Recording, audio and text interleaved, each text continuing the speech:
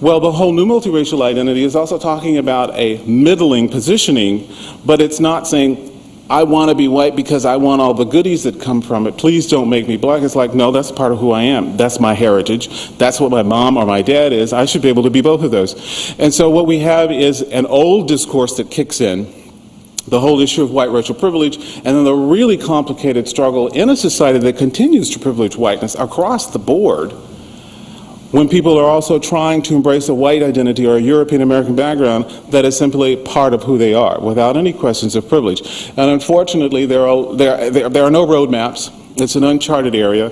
There are a lot of people in the media who don't understand some of the problematic things that they say about this that make multiracial identified people look really bad, because you can clear that they have some uncleaned up racism in their own thinking. Some of their thinking is very hierarchical. I'm not going to call any names because that would definitely get me in trouble.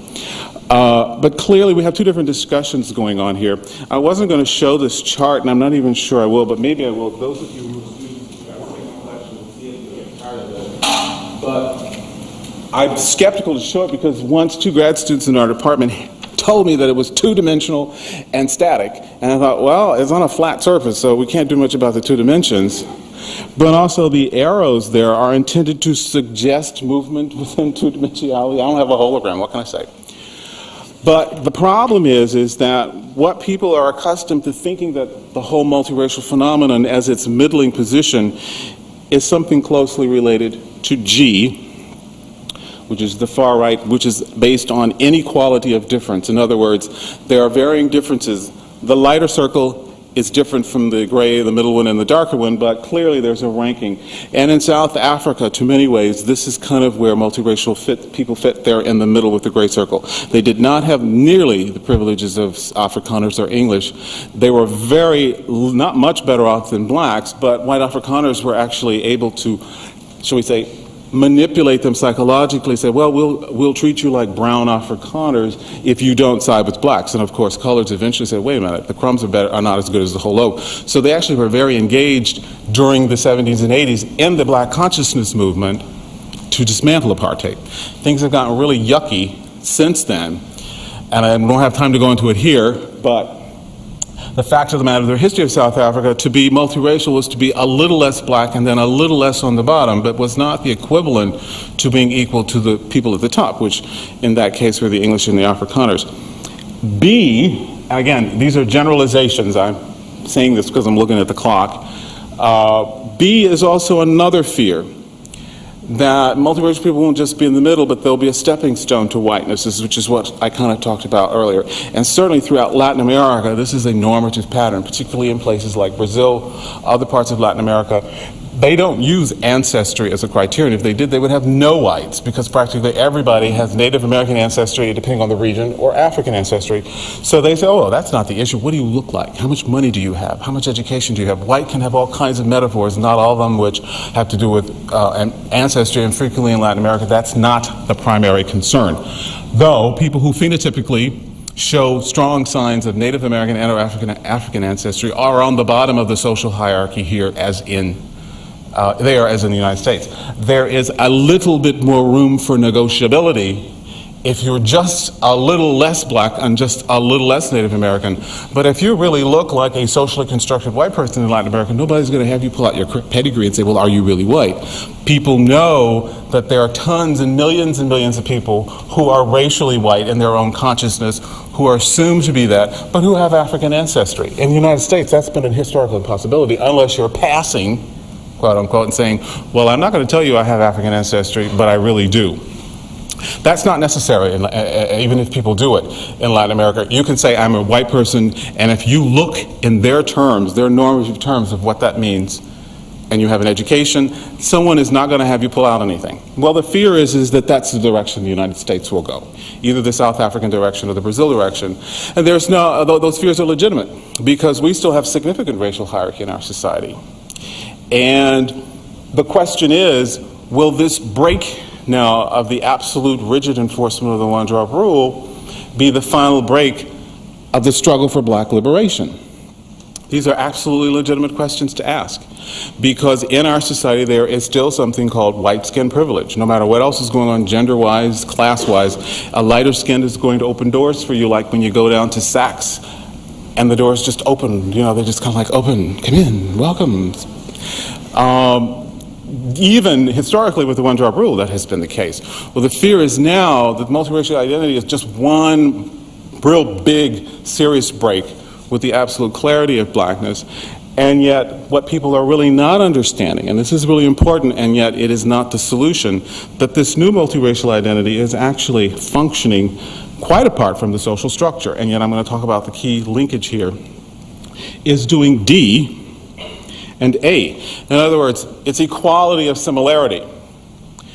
B is inequality of similarity. In other words, I don't let you sit down at my table and play my game to the extent that you act and think and eat my food and be like me. But you're not here legitimately. You're here under my, by my goodwill. And if you ever do any of that weird stuff that you used to do, you're out. You're a token. Remember it. Membership is only because I let you in. A is not about that. A is saying combining an equitable kind of inclusiveness, a kind of transformative identity that is neither black nor white. That's something else, but it's not better than either one of them. If you notice, the gray circle is not higher, whereas in the other one, it is higher than one and lower than the other. That is really the identity. In other words, the new, and I say new multiracial identity because multiracial identity is not new. The old one is definitely operating out of G to some extent, and B. I'm arguing that the new identity as a configuration is operating out of C and A. One is horizontal, the other is vertical. One is hierarchical, the other one is egalitarian. And yet, that by saying that, that does not mean that the larger society is still not functioning out of G and B. And in fact, it continues to do so. And I don't know how many of you were here at the talk last week, but that speaker actually is here about the role that individuals express in terms of agency and the accomplishment of categories, a variety of different ones, one of which is race, and that people do individually resist, and to the extent that we refuse to accept and perform our society's normative expectations of racial categories is the extent that we are resisting, and of course you can do this individually or collectively. I don't think we have enough information yet to know whether this new multiracial identity as an identity construct is going to be imbued, enough people are going to be imbued with it to talk about its major transformation in terms of this. But it is a new development. It is a new historical development in the United States, and I argue that it is a new way of looking at intergroup dynamics.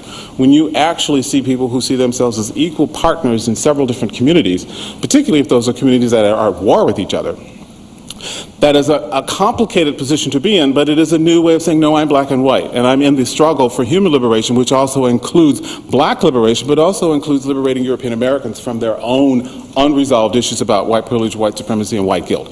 That's a deep, deep bag, and not a lot of people are going to want to get into that, because that is serious. But I argue that is the message of the possibility within the identity configuration.